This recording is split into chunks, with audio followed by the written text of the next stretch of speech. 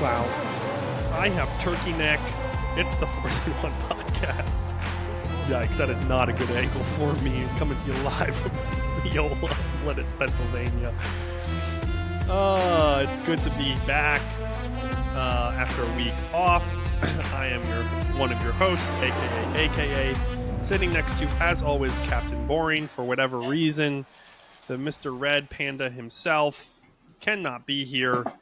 I saw a red panda, technically, this past week when I was on vacation. Shout out to Cape May Park and Zoo, County Park and Zoo. They have red pandas there. They're as cute as you would think they are. That's totally random, but...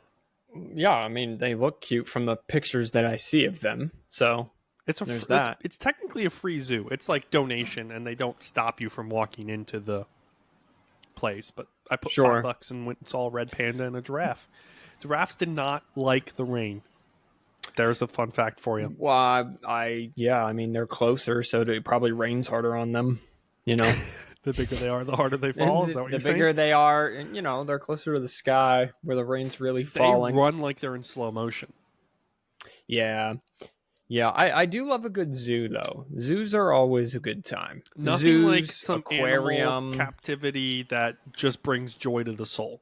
Yeah. You know, hey, those animals don't know anything other than captivity, so... That's fair. A lot of them. Some of them, like the bald eagle that was there, America, was, couldn't be re-released. Was rehabbed. Couldn't be re-released, so it was chilling, living its best life there. Mother effer. It's not what a bald eagle sounds like, but No, it's not. That's some sort of hawk, but they're not as aggressive sounding as they look. But they sure do look cool. Yeah, no, they don't look bald either, but here we be. Someone who's not bald, Mike Gundy. Makai, we talked about this a little bit. Yeah. Looked like a bald eagle, no longer employed by the state of Oklahoma. I am very surprised that it kind of took this long to do. I definitely thought I was going to wait. So they played Friday night. I was very surprised to wake up Sunday morning and him not be fired. It is now Tuesday evening at time of the recording, and I am surprised we got this far into the week with him still having a job. Now, about an hour ago to an hour and a half or so ago, he did get fired. People on the internet were saying, well, no, they won't fire him. He's done too much. Mutually agree to part ways. That's wrong. You cannot. What? Not only you, but everyone in the TikTok comments also said it. Everyone on TikTok was like, they won't fire him. He's done too much for the university. Two things can be true. He can have done a lot for the university in 21 years at Oklahoma State, but the ending can also be just piss poor. And the ending can look like a hot plate of garbage set on fire with gasoline. And that's exactly what happened. Hold on, that wasn't loud enough. Because it's garbage. There you go. So he did give us, in his earlier years at Oklahoma State, he gave us some of the best sound bites ever. Come after me! I'm a man! I'm 40! That being one. I don't really know where you go from here. Oklahoma State, you're going to have to probably find someone who's proven. Oklahoma State, you're probably going to have to lean a little more into NIL than what you have been. I'm not really sure if this was a Mike Gundy problem, a university problem, or what. I'm sure that will all come out as the years and months and days go on. But Oklahoma State, Virginia Tech, and UCLA now have a head start on everybody else to set up their team for next year in finding someone and starting the whole scouting of the transfer portal. My computer is deciding to update my display driver as we speak, so that's fun. Micaiah, of Billy Napier, Dabo Sweeney, and of course. Of course that. What? I can still hear you. I know. I lost my camera. Okay. Now your recording has stopped. Okay. I don't know what he was about to ask there, so I will just continue the podcast. Listen, Billy Napier, last week on the pod, Robert said, "Oh, wait, he's back." Dabo Sweeney was the answer. Okay. Which one were you surprised was not fired of all of those? Like the fact that did you have on your list of people to get fired? Yeah, Mike Gundy being first. You and I have very different. I didn't have on my list of people being fired Brent Pry from Virginia Tech and Deshaun Foster from UCLA. So those were the first two. Sure, but no one cares about those programs. Okay, fair enough. So in terms of Mike Gundy, Billy Napier, and who? Dabo Sweeney. I definitely thought that Billy Napier, there was a shot that he would be fired first before Mike Gundy. I thought Mike Gundy has been through this before, a really bad year, and then he rebounds, and they're just back, and they have an okay year, and then the next year they're really good. And I just thought that it would be an okay year this year. It would be a 6-6, 7-5, 8-4 type year, but they would be competitive, and it would look good in the Big 12, and they would lose some really close games, and then next year we would be talking about them again. They look like, Oregon pulled their pants down on national television, pulled Oklahoma State's pants down on national television, and just exposed their bum and then paddled it a lot and just embarrassed them. Dabo Sweeney's not getting fired. Dabo Sweeney's not leaving. Dabo Sweeney's not mutually agreeing to part ways with the university. There is something that needs to be fixed at Clemson. I'm not saying that. But I don't think it lies with Dabo. I don't think it's the fact that they haven't gone out and gotten transfers. I think it is coordinator driven and more specifically position coach driven. I don't think he's gone outside the program enough to hire those coordinators. I know Tom Allen is his DC and Garrett Riley is his OC. Those are typically outside the program, but I don't know if his position coach. So internet, please educate me. If you see this on TikTok or below in the comments, like, subscribe, share, Instagram, wherever, let me know. But I think the position coaches are still the same.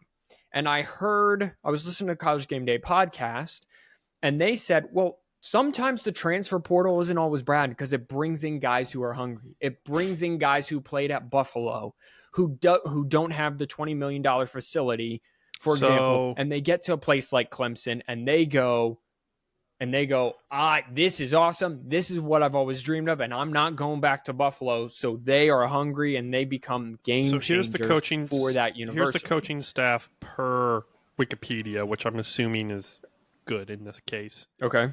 Offensive line coach, 2nd year. Cornerback coach, 13th year. Linebacker coach. Oh, defense, Tom Allen, obviously. Sorry, I didn't realize he's technically a linebacker coach. And his his linebacker coach who went to Clemson, Ben Boulware, I want to say. I don't know. Ben Boulware. Yes, he was big in the Brent Venables system. Yeah. Graduated 2017. Linebacker coach there. Their co-special teams coordinator and safety coach and defensive pass coordination is in his 10th year. Tyler Grisham is in, haven't heard that name in a while, is passing game coordinator, wide receivers coach is in his 6th year. Tight ends coach Kyle Richardson is in his 10th year. Garrett Riley is in his 3rd year. Chris Rumpf is in his 2nd year. That's the defensive ends coach, and the running back coach is CJ Spiller. Another Clemson grad. 3 Clemson grads. 4 Clemson grads on the coaching staff. So I'm right. Yeah. So I'm right.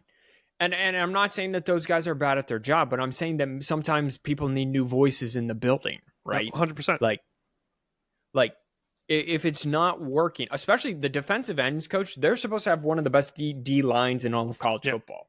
And their D end, TJ Parker. I have it here. Sorry, give me a second. Defensive TJ Parker, you are correct. TJ Parker, he was supposed to be like ACC Defensive Player of the Year, one of the best defensive ends in all the country. He's been a no-show. So that guy's definitely got to go. But I think that that's fine if you want to keep those guys on staff, but you got to bring in some new voices. You got to bring in some new talent. You got to do something to shake up the program. The program no longer plays with aggression. Okay.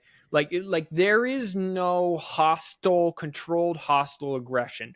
The Clemson defense used to play with this controlled hostile aggression. And what I mean by that was you lined up against their 11 on offense and you knew that you were going to get smacked for the next 60 minutes of the game. Like Clemson's defense used to be feared. No one's fearing Clemson's defense. The fact that Syracuse did a surprise onside kick means no one fears Clemson anymore. And you got to get back to that somehow.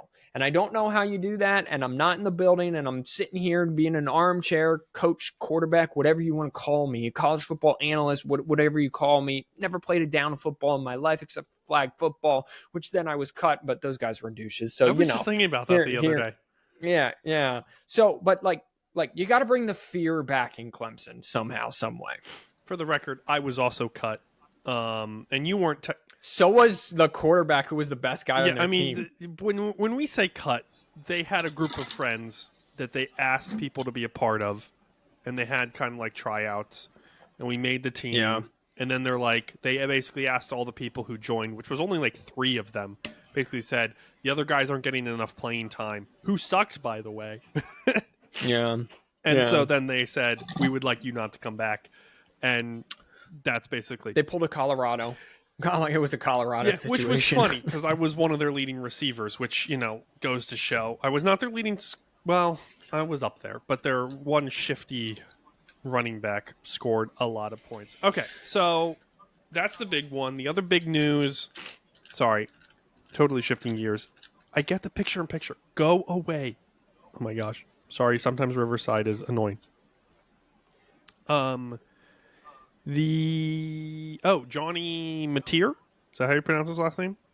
Did I get it right? John Mateer. Yeah. It's not Johnny? No, it's not Johnny. Well, that's lame. Yeah, it's just John Mateer. Okay. I don't know how that's lame. I like Johnny better. Fits with the Big 12 vibe of Oklahoma. They're in the SEC now, but it is what it is. Is going to be out for about a month and a half, most likely a month. Yeah. Sometime between they beat Auburn. Month, so... You already covered all of this in Sunday's episode. Yeah, should not. The more I've listened, the more the Oklahoma fans don't like it. Oklahoma fans, you got to realize that the refs helped you out. Okay.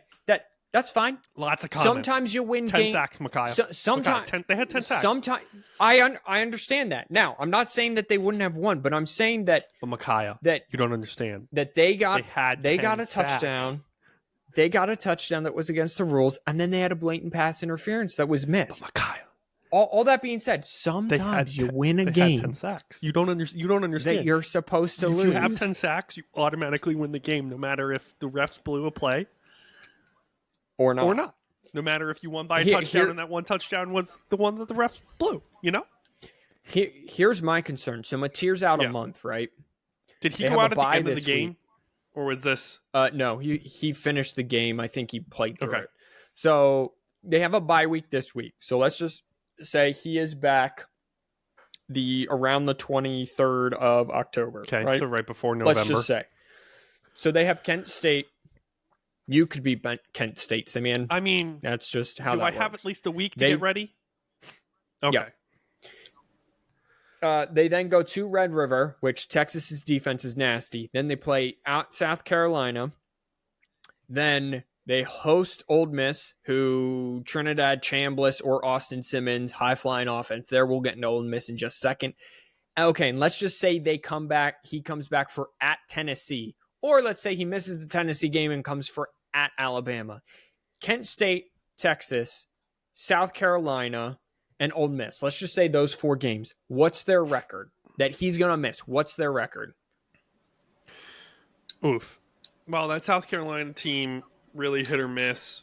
So it's dub L. This is assuming that I don't know whose backup is no good.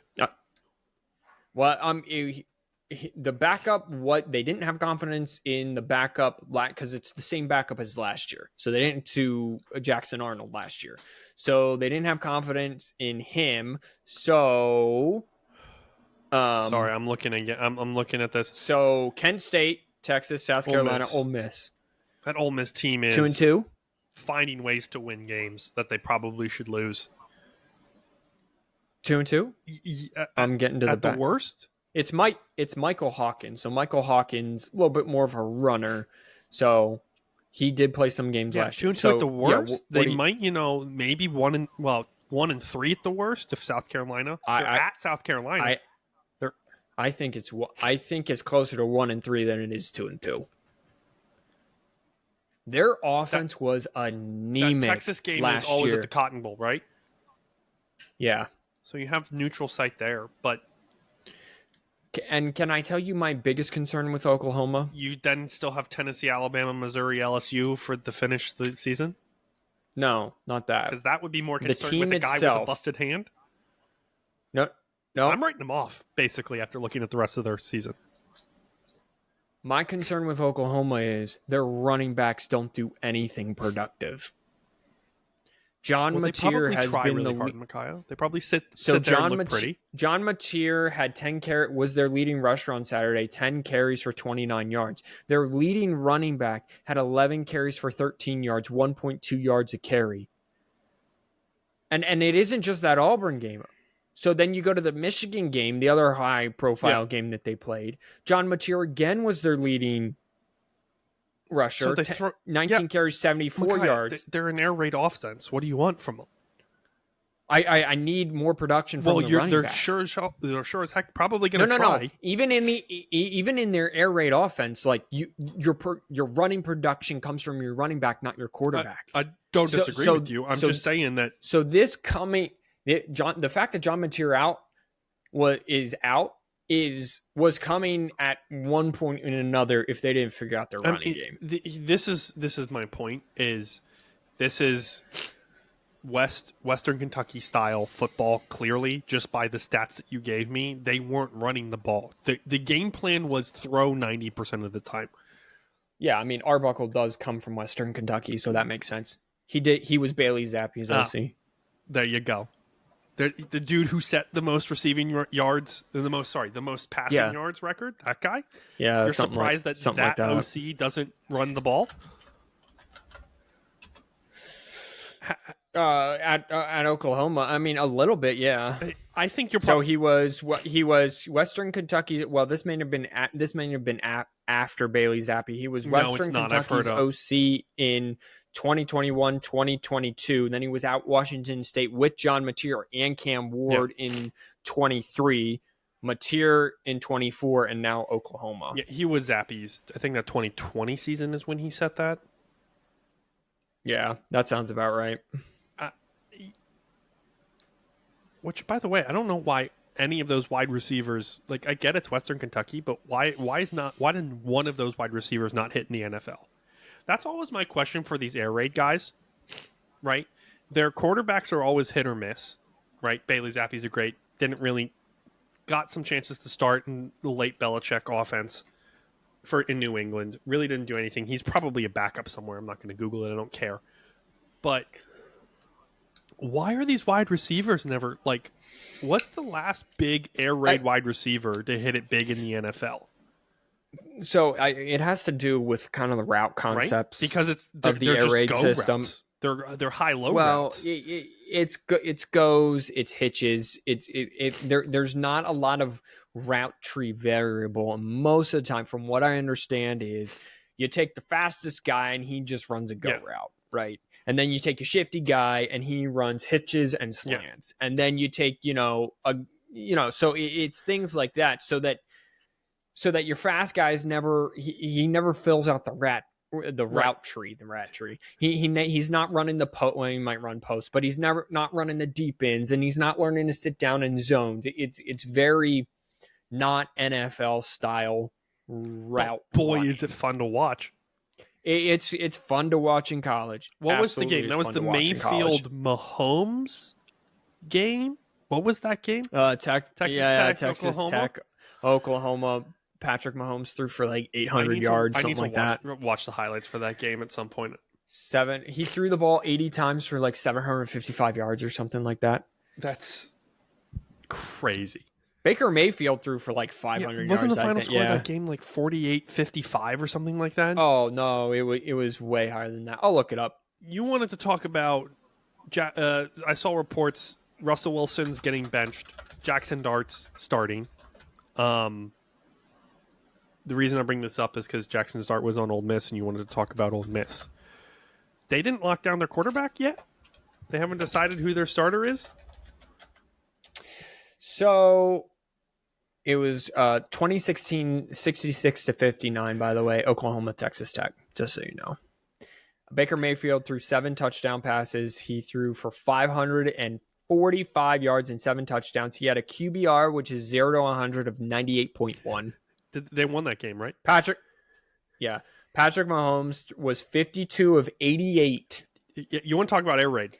734 with 5 touchdowns, 1 interceptions. His QBR was 91.5. Is that Cliff Kingsbury? Is that year? Those years of Texas Tech? That was who was the OC? Cliff Who was the Kingsbury. OC for Texas Tech in 2018? I don't know, but Kingsbury was calling the plays. Listen, Patrick Mahomes was the leading rusher for the Red Raiders that day. They only ran for 120 yards. Here's the kicker that people forget. Joe Mixon was on that team, Simeon, for Oklahoma. Okay. He ran for 263 yards. Oklahoma, as a team, ran for 309 yards. There was over 800 yards of offense on each side of the ball. Texas Tech almost had 900 yards of offense. The tally was 854 to Oklahoma. It was actually perfect. It was 854 for Oklahoma and 854 for Texas Tech. They broke the NCAA record for combined offensive yards in a single game with 1708. Yep. The time of the game was really even. The time of possession was 29:07. Right? Yeah, this is in regulation we're talking about here. Yeah. This is back in the good old days where Texas Tech got judged for where the Big 12 got judged for not playing any defense. It was 30-24 at halftime. Oklahoma scored. It was basically whoever had the ball last won the game, and Oklahoma had the ball last. That's what happened. Patrick Mahomes was Big 12 Offensive Player of the Week twice, and the once was co-offensive with Week 8 and with Week 8 for Oklahoma. I'm just seeing if any of their defensive players, a couple of them have. So what were you asking me about now that we went back in the time machine? Record, I was just looking. Jordan Brooks may be the only guy who was on that team who played defense who went to the NFL. Sorry, that's what I was trying to get to. The head coach, the current head coach of North Texas, is interesting. Sorry, we're good. So here's just small world. The last 30 seconds of that podcast was that everyone's just listening to. It's great. It is what it is. Why? I don't even know what you're doing. Okay, what are you doing? Small world. Okay, hold the F on. So we were talking about Cam Ward and John Mateer. Sorry, I want to call him Johnny Mateer so badly. And John Mateer, the head coach of Incarnate Word from 2018 to 2021, and then Washington State's OC in 2022 was also the OC of that 2016 game. He's now the head coach of North Texas. He went to Texas Tech. It's Eric Morris. So just a little small world, all things come back together and come around in college football. I was asking about Ole Miss. You said they have 2 quarterbacks, or you alluded to the fact that they have 2 quarterbacks. Is that correct? Yeah, they don't really have 2 quarterbacks. So Austin Simmons started the season. He enrolled at Ole Miss when he was 16. He was homeschooled, graduated super early, reclassified, then joined when he was 16.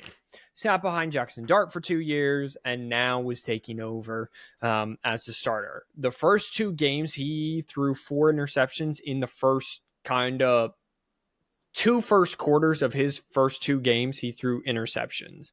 He was then hurt in the Kentucky game. late in that game. So Trinidad Chambliss came in, won the Kentucky game. In week 3, Ole Miss just goes out and lights up Arkansas. Arkansas is driving. Ole Miss's defense comes up with turnover. Great. Last week against Tulane, it was just up and down the field at will for Ole Miss. Ole Miss wins 45-10.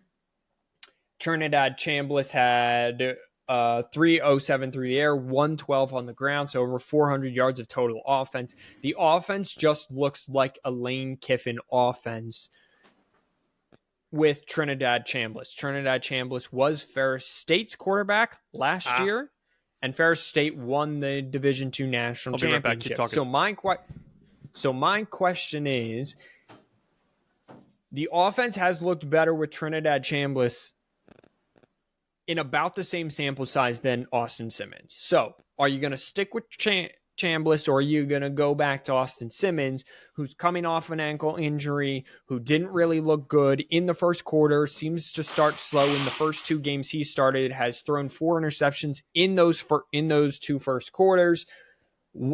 Like, what do you do? Trinidad Chambliss is more of a runner than he is a thrower. However, he's thrown the ball just fine, thrown it downfield. His QBR is 90.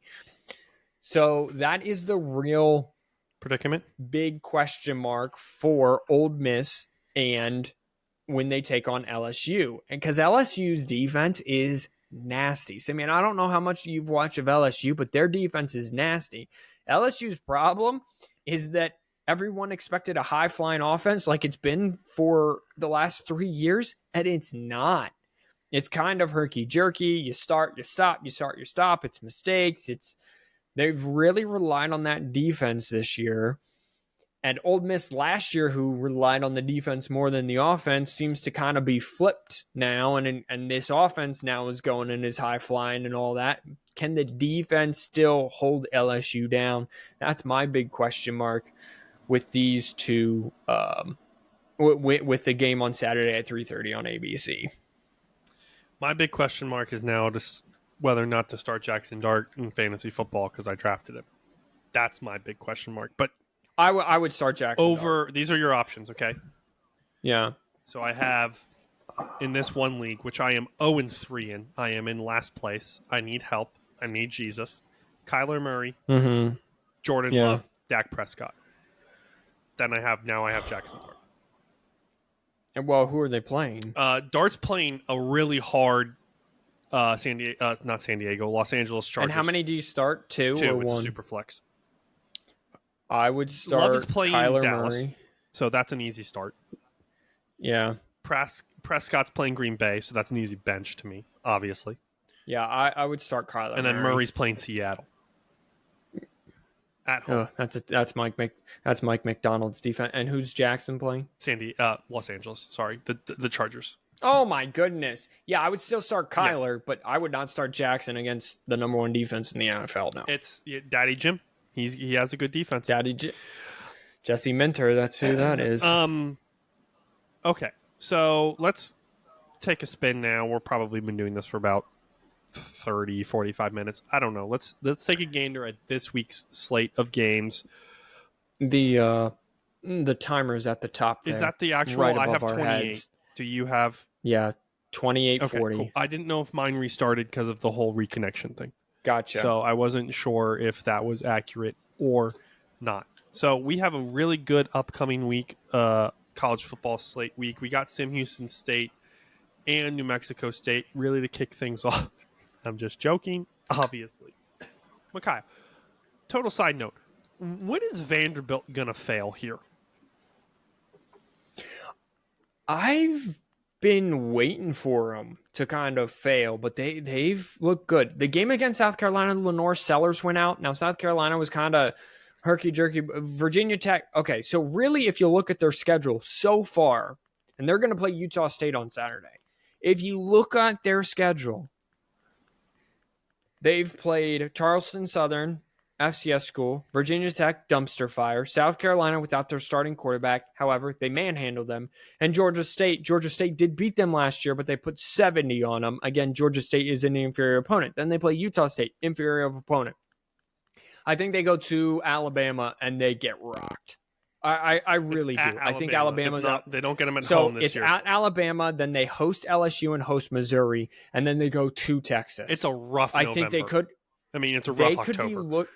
They could be looking at a 4-game skid before then they get Auburn and Kentucky at home. I think those are very winnable games. And then they go at Tennessee, and I don't think that's a very winnable game. You got to think they get one of those 4. I don't think it's LSU.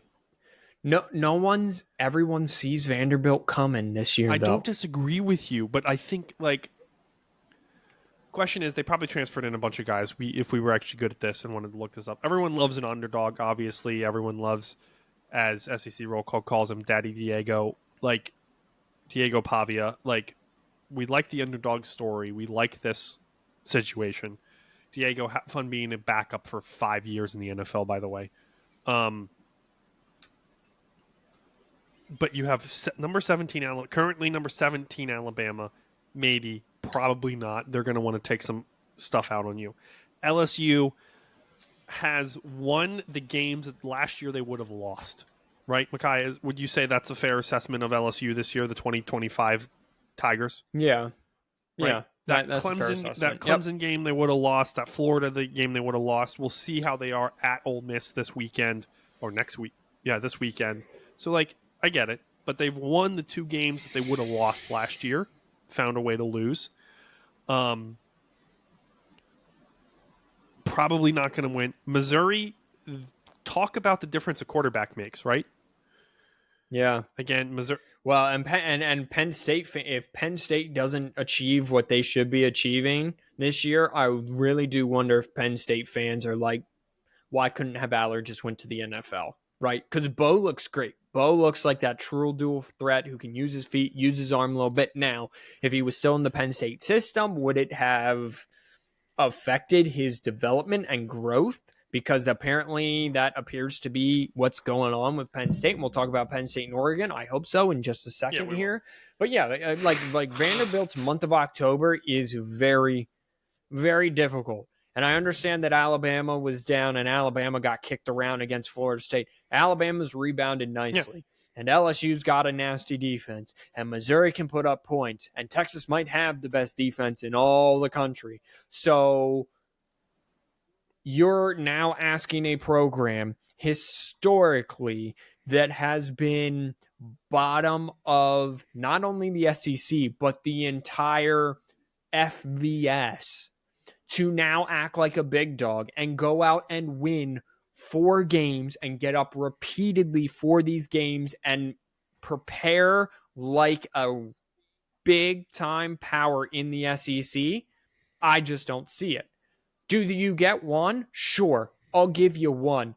There's no way you get 2. You definitely do not get 3. Now, I say that and I'll be proven wrong, but listen, we'll have to see. 4-0 in October/November 1, we will do a full podcast just on how Vanderbilt did it. No, I'm not doing that. No, I'm not agreeing to that. You look at you have to.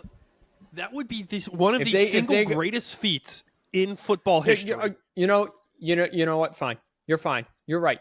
If they go 4-0, if they beat Bama, LSU, Missouri, and Texas, we'll do a full-length podcast on how Vanderbilt did it. Because it's not going to happen. Yeah, that's what I'm trying to say. Let's go talk about. You're getting grumpy, so we'll move on to something I'll give you a fish. Throw you a bone. Let's talk about Penn State, Oregon. Whiteout game. Night game. In September. Yeah, in September. So we're going to kind of find out who Penn State is, because at this point we still don't know. It's on NBC and Peacock. It's funnier to say it's on Peacock, Micaiah. Penn State's favored by 3.5. But okay. God, stop being a grumpy old man and laugh every once in a while. Dude, I don't like the way this podcast is going. Yeah, we're having fun with it, okay? I don't think I don't know why Penn State's favored in this game at all, because surprising. They have not covered in any game. First of all, they haven't played anybody to this point, but they also have not covered. Now, I will throw out the Villanova cover because they had that covered, and it took a one-handed touchdown in the back of the end zone as time expired for Villanova to cover that. FIU, it was like a 10-point game at halftime. Nevada, that was herky-jerky. FIU was 20-0 with like 4 minutes left in the game, and then they got a turnover, popped a big run, got another turnover, and threw the ball downfield for a touchdown. Nothing about Penn State's offense gives me confidence that they should be favored in this game. Can they compete with the defense and the offense that they have? Absolutely. But what I've seen from Oregon is just utter domination no matter who they've played. We've already talked about the Oklahoma State just absolutely embarrassment. They went to Northwestern. They did play with food a little bit there, but they still got a 20-point win. They beat Oregon State by 34, and Montana State, who was a good high-level FCS team, they just dismantled them. So this is for Oregon. They're on the road for the second time in a whiteout environment. As Robert would tell you, I think people overrate the whiteout environment. I don't think people are scared of it anymore. People like it got this stigma that, oh, no one wins in here. And then all of a sudden Ohio State won in there, and then Michigan won in there one year. And then, teams started going into Happy Valley and just winning. So I don't think it has the stigma that it does anymore. I will be very shocked if Oregon does not come away the victor in this game. I absolutely love Oregon as the underdog under Dan Lanning on the road. I'm going to play devil's advocate here. They've played 4 games this year. Penn State's played 3. So, again, I don't disagree with anything you said against Penn State for their record. But Oregon's opponents have been Montana State, which they allowed to score 13 points in a 59-13 blowout. Oklahoma State, which you've already talked about so vividly. Northwestern, 34-14 win at Northwestern at the lacrosse field. And the Apple Cup. Nope. The Civil War. Sorry, wrong state. Doesn't matter. Neither rivalry matters anymore. In Oregon State, 41-7 this past week. So it's not like Oregon's played anybody else either. They just happen to have a conference win and be 4-0. I think their level of competition has been better than Penn State's level of competition, though. Because Northwestern's a better team than anything that Penn State's faced. But my point is, okay, fine. So you want to say the level of the competition is the same? Fine, that's fine. Oregon has looked better offensively and I can't say defensively because Penn State's defenses look good. Has looked better offensively than Penn State's against the same, I will concede that point, level of competition. So I don't understand why Penn State's favored. Clearly someone sees something that I don't see. I am taking Oregon to win this football game though on Saturday night. I think it's fair. I think we're going to end up seeing I think this is going to be about who are you picking? I don't know. This is going to be like Oregon OSU last year. That's I think how this game's going to end up going. Give me Penn State's even at a 3.5 spread. That's like. Give the people give winner. Me Oregon. I just don't believe in Penn State. You think James Franklin will mess it up? I think they'll be calling after Mike Gundy got fired. No, I do not think James Franklin will mess it up. He seems to stop Franklining, and this is too early in the season for him to Franklin. But it's a possibility. But also, I don't think he's going to Franklin. It's a whiteout game. I do have to say something for white. Like, the fans are hyped, and the fans want to win this game. But they also are realists. So just pick I'm Penn not State. picking Penn State. He's not going to Franklin. He's not going to Franklin. So you think Oregon's the better team? It's going to be like OS. It's going to be a 24-23 game. Like, that's how this game is going to go down. Like, I'll take Oregon plus the points if that makes you feel better. Like, I think this game's going to be one in the trenches, and we're going to see what Penn State is made of. And if Penn State wins this game, we'll be talking about them as possible national championships, like we were at the beginning of the season. But they have all the pieces. It's like 2022 Michigan. They have all the pieces. They should be able to win the games now. So, yeah, I mean, I agree with you for both teams. Yeah. Let's look around. Did you look at the rankings? Anything jump out at you with the rankings that you wanted to yell at people about? Not particularly. I still think Texas is overranked where they're at. I still think Arch is just, yeah, he had a great game against Sam Houston State. Everyone has a great game against Sam Houston State. I think they're a little overranked, but nothing to get my panties in a wad about. Are we going to know this late into the season actually who Indiana is if they beat Iowa in Iowa City this Saturday afternoon? Which game is strictly on Peacock, for the record. So it is. It will be. I will know a lot more about Indiana, about how they beat Iowa. Right, the fact that they just put 63 points on Illinois, who I think was overranked. Clearly, they were overranked. A defensive team in Illinois too. Yeah, and a running team with a senior quarterback, and they brought all these pieces back. So either Illinois is going to fall off the cliff and finish like 7-5, 8-4, when they were expected to finish 10-2, 9-3 at worst, or Indiana's not going to lose to anyone and is just going to rout anyone. They are very efficient. Fernando Mendoza is just efficient. He missed on 2 passes Saturday. The defense was second in the country last year. For Indiana, they have some returning starters back. So I want to see when they beat, I'm predicting they beat Iowa. When they beat Iowa on Saturday, what does that look like? Because if it's 56-10, Indiana might be a powerhouse in the Big Ten this year. If it's 24-14, because I still don't think Iowa is offensively skilled as even the top tier or the top half of the Big Ten. If it's 24-10 or even 17-14, then okay, maybe Indiana just had a really good game where everything clicked, and Illinois had a lot of injuries in the secondary, and their best secondary player went out on a BS targeting call. Blah blah blah blah blah. We'll find out about Indiana. I still, no matter what Indiana does on Saturday, I still want to see what they look like against 2 teams, at Oregon and at Penn State. In the trenches, win or loss, I just want to see what they look at in the trenches, because Indiana did the exact same thing last year. They routed everyone on their schedule, and then they got to Ohio State, and Ohio State pushed them around.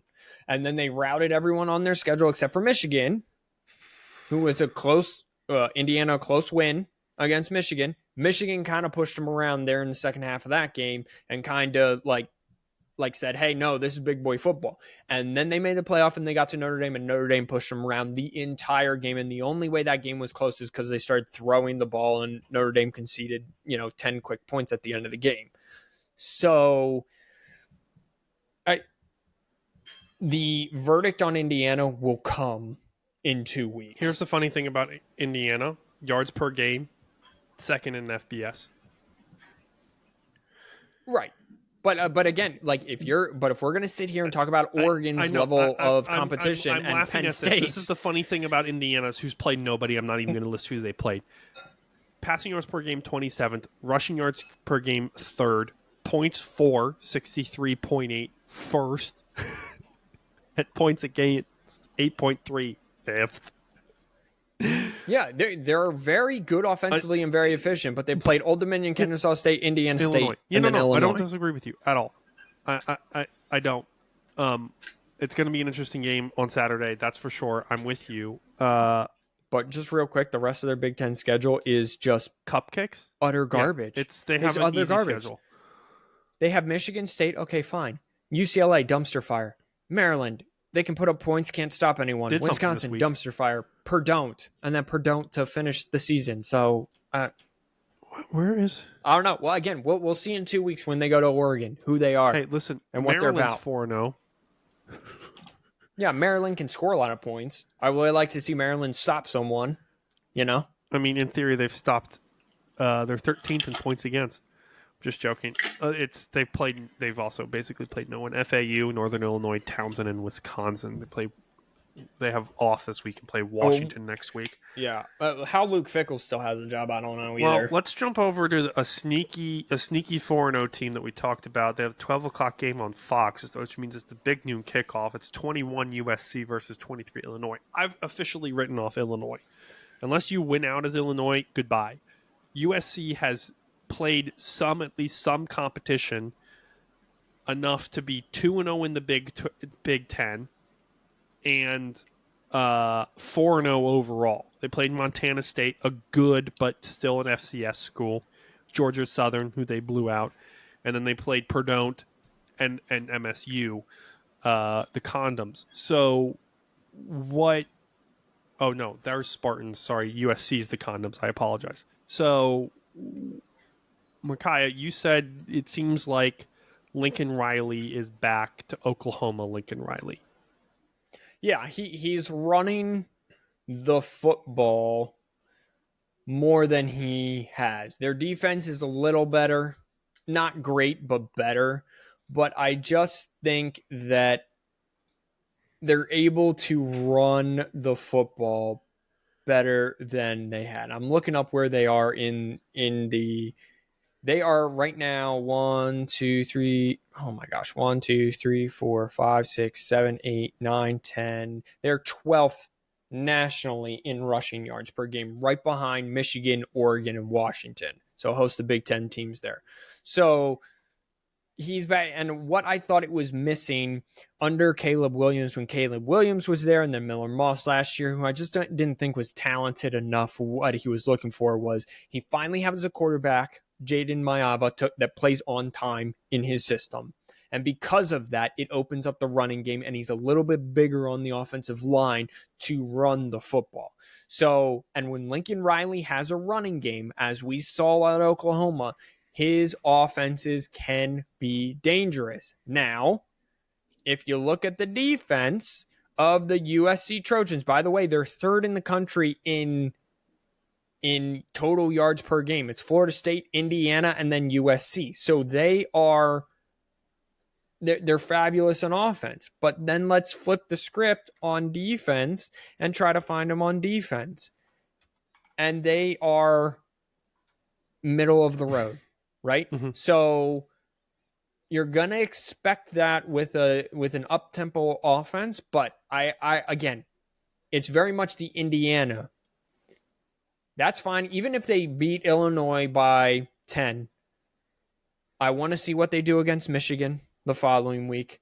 I want to see they do have to go to Oregon, so they host Michigan. They have to go to Notre Dame, Nebraska, and Oregon. Very physical games. I will take out Nebraska because Michigan pushed them around. Michigan, Notre Dame, and Oregon. I really want to see what they look like there to know if they're even going to be a contender. But they are back to Lincoln Riley's kind of old ways of running the football. Big game, 3:30 ABC, LSU. Am I supposed to be picking these games? You can, Makai. It's your podcast. Normally, I kind of went through and I kind of picked all. We can pick them at the end. Just pick them at the end. LSU at Ole Miss, 3:30 ABC. Games in Oxford. Mississippi's take is favored by 1.5. Ole Miss, sorry. For those Ole Miss fans in our comments. This is kind of it until, I guess, the 7:30 ABC game. I'm just wondering, is this game, whoever wins this game, are we talking about the SEC championship game? I know the Georgia Alabama game is everybody's like, oh, but everyone's stuck in 2019 for Georgia Alabama. I think it's a little early to know if the winner of this game goes to the SEC title game. I think it gives them a head start, but the rest of the SEC schedule is tough. I think if Ole Miss starts Austin Simmons, they lose the game. I think if they start Trinidad Chambliss, they win the game. Did you already cover this? Ole Miss, I was talking about it. I was talking about Trinidad Chambliss a little bit. LSU's defense is nasty, and the offense has kind of been start and stop this year, start and stop. They've had some cupcakes here recently that they've kind of found their footing, but the win at Clemson doesn't look as good of a win as what it did in week 1, right? And their win then at or home against Florida also doesn't look as impressive as it did in week 3. So who is LSU, especially offensively? We have to find out. But I know what I'm getting with Trinidad Chambliss and Ole Miss. I'm getting a team that runs the ball and throws the ball down the field. With Austin Simmons, I'm getting a team that can throw the ball downfield, but hasn't done that consistently and relies on the running backs to produce most of the running game without the help of the quarterback. So if Chambliss starts, Ole Miss wins the game. If Austin Simmons starts, LSU wins the game. I'm just going to assume Trinidad's going to start, so I'm going to take Ole Miss here in, I guess they're favored, so it's not the upset, but it's a ranked on ranked upset, I guess. Good enough. The CW Network game, just for those of you keeping track of the CW Network games, is Virginia Tech. They've had some I'm sorry to interrupt you. They've had some bangers this year. The CW has had some really good matchups. Yeah, I don't know who they have calling those games. Like, I don't know what production they have. Get this. Remember the guy, Tommy Castellanos, who got caught using the F word? That guy? Tom Brennan. Yeah. Is his name? Yeah, the Reds announcer. Oh, yeah. I don't know, 8 years ago. Yeah, that's who's doing it. Yeah. So, fun fact there for you. I'm confirming this, college football. Talk about the other 7:30 game, the Alabama-Georgia game. Alabama-Georgia, which everyone thought that this was going to be the game of the week, and it just hasn't played out, sort of. I mean, on paper it is, but also, like, I think the LSU Ole Miss game carries bigger intrigue, at least for me personally. Georgia won their measuring test game against Tennessee. Alabama got manhandled against their measuring test game against Florida State. Has Ty Simpson and this passing game kind of figured things out? More importantly, has the running game figured things out? Because they've been very reliant on Ty Simpson and the passing game to lead them.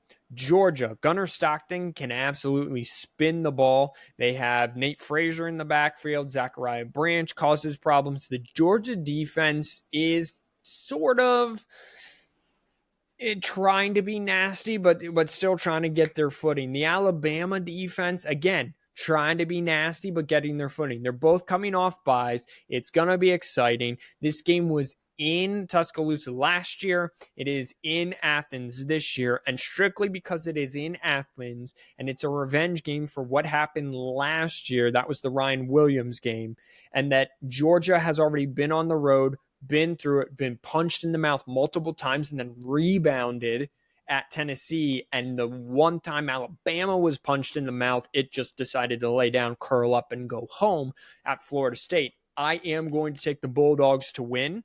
I think it is a close game, but I do think that Georgia pulls it off. I don't even know what the spread is. What is the spread? Where is it? The spread is 2.5 for UGA. So I do like that. I think it is kind of a close to a field goal kind of pick'em game there, but I'm going with the home team at night between the hedges in Athens. Give me the Bulldogs. So here's the funny thing. I didn't realize this. The CW Network has ACC games. They get 13 games per season and Pac-12 conference games, which is why. And the Arizona Bowl. That's what they get. So the Tom Brenneman is the play-by-play for the ACC with Will Blackmon. and Wes Bryant for the sideline. Ted Robinson and Ryan Leaf are the Pac-12 guys. Yo, shout out Ryan Leaf. Shout out Ryan Leaf. Can I just tell you there's a sneaky game at 3:30 on CBS that no one's talking about? What game is that, okay? Ohio State, Washington. You think Washington actually has something? I think they have an offense. I don't know about defense, but they have a quarterback and some weapons. They are top 10 in total offense, right? They are coming off of a bye week. They can run it. They can throw it. They're very balanced. Listen, and it's a tough test for Julian Sayin. His first start on the road. Saying. Oh, the defense is going to be of a lower quality than what he faced at Texas, but the New York Times, I did not know this, learned this today. New York Times did a decibel measuring thing of all the college football stadiums. Do you know which one was the loudest? Which one? If you were paying attention, I was kind of leading you to the answer here. The Washington Huskies. Husky Field. Really? I saw something that in Washington it was like OSU, Washington. PSU, Michigan, LSU. Washington was on the list. 133 decibels. The Husky Stadium is the loudest, according to the New York Times. Listen, they are matching up statistically with every single, like, you know, how they put the season leaders side by side here. Yeah. Julian Sayin, 779. Williams, 778.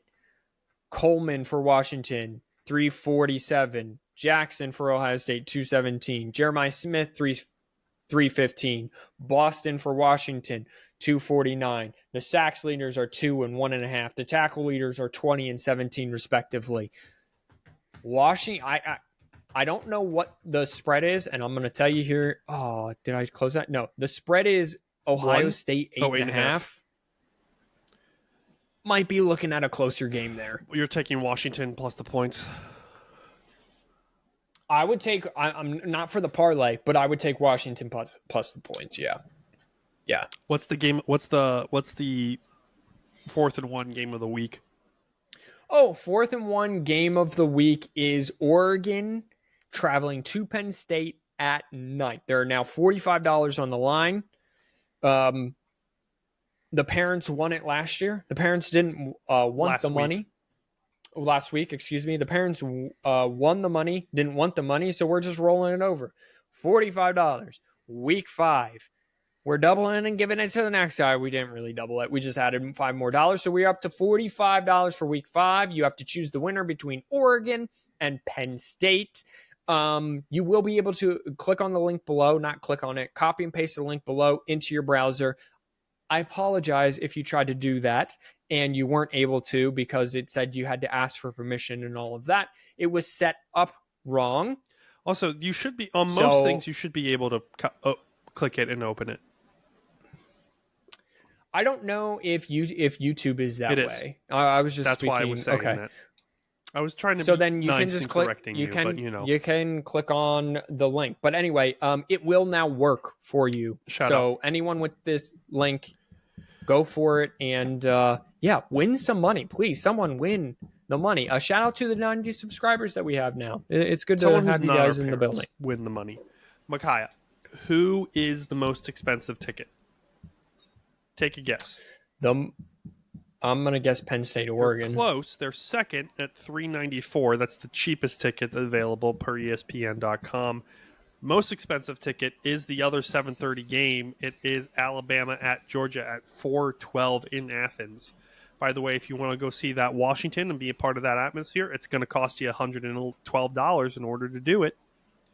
Do people just not like going to see the Bobcats of Ohio? This is the second straight week that they are the cheapest ticket. $6. They were the cheapest Ohio. ticket last year or last week. Maybe we should give them some love. It is Athens, Ohio. Hey, Ohio Bobcats, sponsor us. We'll come to all your games. Yeah, give us some free merch. That'd be cool. Ohio, I will wear your stuff. Yeah, give me a As long as it's whatever, that. not crimson and scarlet or whatever their BS. As long as it's the green, the Bobcat is cool. Scarlet and gray, crimson and scarlet is like the same color.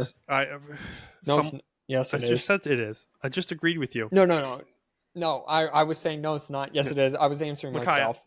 You have the legs of the parlay. I do. You at least have. I don't have. You have yours and I Robert's. don't have yours. I can give you mine. All right. So Robert is taking we didn't LSU. win you money. I don't remember. I didn't listen to last week's episode. So what was? We didn't. I had Illinois plus 6.5. That's, to be fair, Micaiah, I would have taken Illinois plus 6.5. Missed it by that much, everybody. Robert is taking LSU plus 1.5. This.